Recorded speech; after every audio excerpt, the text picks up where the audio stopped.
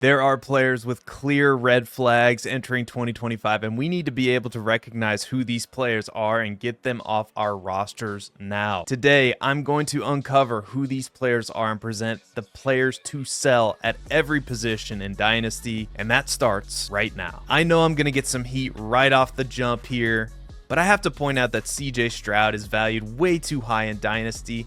This past season, Stroud finishes the quarterback 18 overall, the quarterback 28 in fantasy points per game. This was coming off the heels of a season in 2023, his rookie year, where he finishes the quarterback 11 and the quarterback 7 in fantasy points per game. So what changed? And the truth is, when you look at the counting stats, not that much at all. Sure, Stroud threw more interceptions, which hurt his fantasy production slightly, but he actually rushed more times in 2024 than he did in 2023. The problem was he couldn't find the end zone on the ground this season. When you start to look at some of the advanced metrics, however, it starts to tell a more complete story of why CJ Stroud regressed in his second NFL season. In 2023, Stroud performed well in a number of key metrics that we care about, especially for dropback passers. For starters, Stroud ran the offense at a quick pace. The Texans' offense ranked number 7 in pace of play. Secondly, Stroud threw the ball deep down the field at an impressive rate. He ranked number 3 amongst quarterbacks in yards per attempt and number 2 amongst quarterbacks in adjusted yards per attempt, which gives an increased number for touchdowns and negatively impacts throwing interceptions. Stroud was also accurate deep down the field. He ranked number 13 amongst quarterbacks in deep ball attempts and ranked number 5 amongst quarterbacks in deep ball completion percentage at 49.2%. Perhaps we should have realized that this wasn't sustainable long term, considering Stroud's true completion percentage ranked just number 30 amongst quarterbacks, with his accuracy rating ranking number 24 amongst quarterbacks that season, and his red zone accuracy was really bad. It was number 35 amongst quarterbacks. Fast forward to 2024, and many of these chinks in the armor played out in the worst ways possible. Firstly, Stroud was no longer running the offense at an efficient rate. Stroud went from a pace of play of number 7 in 2023 to a pace of play of 27th in 2024. And while Stroud attempted more deep balls in 2024, he ranked number 8 amongst quarterbacks in that category. He ranked just number 22 in yards per attempt and number 25 in adjusted yards per attempt. Because Stroud was attempting more shorter throws, his overall accuracy rating did increase. It was number 5 amongst quarterbacks, but his deep ball accuracy took a major hit, going from 49.2% and number 5 overall in 2023 to 29.2% and number 31 overall in 2024. His pressured completion percentage was number 27 amongst quarterbacks, but his clean pocket percentage wasn't good either. It was number 26 amongst quarterbacks. Stephon Diggs is likely going to be playing somewhere else in 2025, as he is an unrestricted free agent, and the Texans don't have a lot of cap space as of this recording. They have just about $5 million according to Over the Cap. The Texans will also have a new offensive coordinator in Nick Caley in 2025, who has spent time with the Patriots and most recently the Rams, working under Sean McVay. The problem is, Caley has never been an offensive coordinator before, so we don't really know if he can take CJ Stroud to the next level of his development. Currently, CJ Stroud is ranked as the quarterback 9 and player number 21, according to Keep Trade Cut. This puts him very close to players such as Caleb Williams, Nico Collins, Drake May, Drake London, and Saquon Barkley in terms of value. And based on his performance so far, I would say his current value at quarterback 9 is his ceiling, and there are other quarterbacks with similar upside that you can tier down to while picking up a ton of value in the process. Some of these quarterbacks include JJ McCarthy, Jared Goff, and Dak Prescott, but there are others as well. We're heading to the wide receiver position. Terry McLaurin. Terry McLaurin just had his best season as a pro. He finishes the wide receiver 8 overall through 17 weeks and finished tied for wide receiver 15 in fantasy points per game during that time span. And it isn't a secret that in Dynasty, we want to trade away players before they become almost worthless in terms of fantasy production. And I'm not saying McLaurin won't have a good season in 2025. In fact, he could repeat what he did in 2024, but that's not really the point here. The point is, it's far more likely that McLaurin is going to lose value going forward, and there are a few reasons why. Of course, McLaurin is past the age apex as he is 29.4 years old as of this recording, but he also finished as the wide receiver 8 overall with just a 23.3% target share, which ranked number 34 amongst wide receivers. The reason that McLaurin was able to finish inside the top 10 in fantasy scoring without being the top 30 wide receivers in terms of target share had entirely to do with one thing. That's right, you guessed it, it was the touchdowns. McLaurin finished with 13 touchdowns, which ranked number 2 amongst wide receivers, and he did this in spite of finishing number 18 in red zone targets amongst those wide receivers. There are some good things to point out that would indicate McLaurin could have another strong season. For example, he finished number 7 in air yards, number 7 in deep targets, number 8 in unrealized air yards amongst wide receivers. This could indicate there might have been more meat on the bone for McLaurin in terms of total yardage, but the problem still remains. If you bet on McLaurin this season, you are betting on him aging well, which he certainly can do, and you are betting on the Commanders not to add any competition for him in the NFL draft or free agency, and that part seems unlikely. The reason this seems unlikely is because the Commanders currently rank number 3 in the NFL in total cap space with $82.2 million available. They also have 7 draft picks available, including 3 in the top 100 picks. Considering the Commanders' depth chart at wide receiver currently consists of Terry McLaurin and Luke McCaffrey, and that's it. Everyone else is an unrestricted free agent, and let's not pretend as though there was a ton of target competition for him in the first place. The situation is almost assuredly going to be less appealing from a fantasy perspective for McLaurin next season, and he's another year older, albeit playing with a very good quarterback in a good situation with Jaden Daniels and with Cliff Kingsbury as the play caller. McLaurin is currently the wide receiver 30, according to Keep Trade Cut, and player number 78 overall. This puts him next to players such as Tyler Warren, Emeka Egbuka, Christian McCaffrey, and a 2025 late first round pick.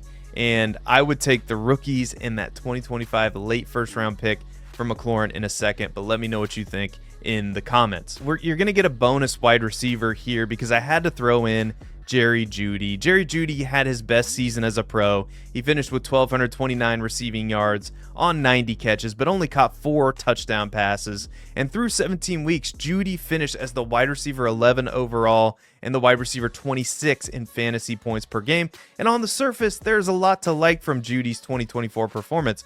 For starters, he commanded targets. Jeudy finished with by far the most targets of his career with 144, finishing number 7 amongst wide receivers. This resulted in him having just a 22.8% target share, which only ranked number 36 amongst wide receivers, which is bizarre, but there's an explanation for it. The explanation is the Cleveland Browns pass the ball a lot. In fact, they pass the ball more than any other team in the NFL, averaging 38.9 pass attempts per game, which resulted in a grand total of 661 pass attempts, number 1 in the NFL. If I were a betting man, my guess would be the total number of pass attempts for the Browns is going to come down next season. This will likely mean the total number of targets Jerry Jeudy earns will come down also as a result. So if the targets are going to come down, we need to know what the quality of those targets is going to be. In other words, we need to know who the quarterback's going to be, and as of right now, we aren't sure. The 10,000-pound elephant in the room is Deshaun Watson. And the truth is, the reality that Deshaun Watson is the starting quarterback for the Browns in 2025, albeit unlikely, is still very much on the table. At the very least, the Browns could bring in another free agent quarterback. It's been rumored Kirk Cousins, amongst others. Who knows what's going to happen? They could also draft somebody like Cam Ward in the NFL draft to compete with Deshaun Watson for the starting role. If the Browns do turn to Watson as the starter, again, unlikely, but if he is the starter, Jerry Jeudy averaged just under 8 fantasy points per game with Deshaun Watson as the starter. And in games where Jameis Winston was the starter, or at least attempted 25 passes in weeks 8 through 9 and 11 through 15, Jerry Jeudy averaged 21 fantasy points per game, a wide receiver 16 on average. And in week 13, where Jerry Jeudy put up 40.5 fantasy points, that tips the scale a little bit, that skews the averages, but still, it's impressive, and it's the same time frame as Jeudy had to play with Deshaun Watson at quarterback. The problem is, though, that Jameis Winston's probably not going to be back next year. A bet on Jerry Jeudy this season is a bet that the Browns figure out their quarterback situation. And to be honest, as I hit my microphone there, a bet on Jerry Jeudy this season is a bet that the Browns figure out their quarterback situation, and that's not a bet I'm willing to make. Currently, the Browns have Dorian Thompson-Robinson and Deshaun Watson on the roster. Bailey Zappe's a restricted free agent, and Jameis Winston is an unrestricted free agent. Currently, Jeudy is ranked as the wide receiver 38 and player number 97 overall, according to Keep Trade Cut. This puts him close to Jalen McMillan, Sam Darnold, Mike Evans, David Montgomery, Travis Hunter, yes, Travis Hunter, and a 2025 early second. I would take the rookie pick over Jeudy and just about any of those players over him at this point without thinking too hard about it. Let's turn to the running back position, and let's talk Tyrone Tracy Jr. Look, I really like Tyrone Tracy Jr., the player, but I think it's time to trade him away in Dynasty, and there are a few reasons why. First off, he's a little bit older than you think. He's just over 25 years old, even though he's just going to be a second-year player. Secondly, the situation is bad with the Giants. Their offensive line was ranked number 23 overall, according to PFF, back in January, and we have no idea who the quarterback is going to be, and this coaching staff and GM are likely lame ducks. And now the shining light in the darkness is the fact that they do have Malik Neighbors, which should open up the offense somewhat. But outside of Neighbors, this team is very devoid of talent on the offensive side of the ball.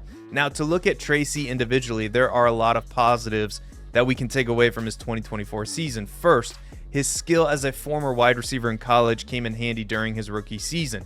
Tracy ranked number 13 amongst running backs in targets in 2024, and since Tracy officially took over the backfield in week 5 of 2024, he averaged 13.6 fantasy points per game. That's RB21 on average, and that's just it with Tracy. He's good. He might even have some spike weeks mixed in, but overall, he's just a good running back with pass-catching chops who was taken on day 3 of the NFL draft, and that scares me a little bit. When looking at Tracy's advanced metrics, nothing really stands out. He ranked number 33 in true yards per carry, number 23 in yards per touch, number 27 in juke rate, number 23 in evaded tackles. He did rank number 15 in breakaway runs, which is impressive, and there's no doubt that Tracy has the juice to take advantage of an open field, but I worry about the long-term success of a player like Tracy with the New York Giants. And according to Over the Cap, the Giants are projected to have close to $50 million in cap space, and they have 8 draft picks, including 3 in the top 100 and 4 in the top 104 picks. If Tracy eludes the draft and free agency, I fear this is about what his value is going to be anyway, RB20 to RB25, which is ultimately where he finished when he was given the majority of the backfield touches in New York. So why would I take the risk if I can simply cash out now? Currently, Tracy is ranked as the RB23, player number 108 according to Keep Trade Cut's Dynasty rankings. That puts him next to players such as Joe Mixon, Khalil Shakir, Josh Downs, Keon Coleman, or 2025 early second round pick. I think I'm banking the value here and shipping Tracy for a rookie pick when I can, especially if it's an early second this year. Let's finish with the tight end position. And look, this is not a list of players I dislike because I really like Tucker Kraft, the player. But when you start to look at his value compared to some of the other players around him, let's just say I would prefer some of the other options. In 2024, Kraft finished as the tight end 9 overall through 17 weeks and the tight end 14 in fantasy points per game during that time span. And let's examine his season in a little bit more detail. Kraft performed extremely well in weeks 4 and 5, finishing as the tight end 1 overall in those weeks, 42.1 fantasy points total in those 2 weeks. But those 2 weeks accounted for 27% of his total fantasy points on the year. Outside of those 2 weeks, Kraft averaged 8.1 fantasy points per game, tight end 21 on average. This was despite playing an average of 85.5% of the snaps during those weeks. Kraft played an average of 86.6% of the snaps during weeks 4 and 5. Despite playing on a high number of snaps, Kraft didn't see much opportunity in the offense. Kraft ranked number 18 in targets amongst tight ends with 70, number 19 in target share at 15.1%. There are some signs that would indicate the Packers should use him more in the passing game. To begin with, Kraft ranked number 5 amongst tight ends in yards after the catch, number 2 in yards per route run, number 4 in target separation. But as we all know, the Packers have the same coach and the same play caller as they had last year and we can probably look forward to a similar season from him in 2025, especially considering all of the weapons that they currently have on the roster. Jayden Reed, Romeo Doubs, Christian Watson, and Dontavian Wicks are all going to be there in 2025, and there might be even less opportunity in the offense if the Packers decide to add another wide receiver in free agency or in the NFL draft. The Packers currently have close to $50 million in cap space and 8 picks in the NFL draft, including 3 in the top 100. They could decide to bring in another top wideout from another team, which would only shrink the opportunity pie down even further. Currently, Tucker Kraft is ranked as the tight end 7 overall and player number 110 according to Keep Trade Cut. He's currently ranked next to or around players like Colston Loveland, Alvin Kamara, Brian Robinson, Cortland Sutton, Michael Pittman, and a 2025 early second round rookie pick. And at that price, I am willing to trade Tucker Kraft away. Thank you for watching. Don't forget to hit the like button, subscribe to the channel, and click the alarm bell until it goes ding for more content. Until next time, happy trading and be good, everybody. We will see you later.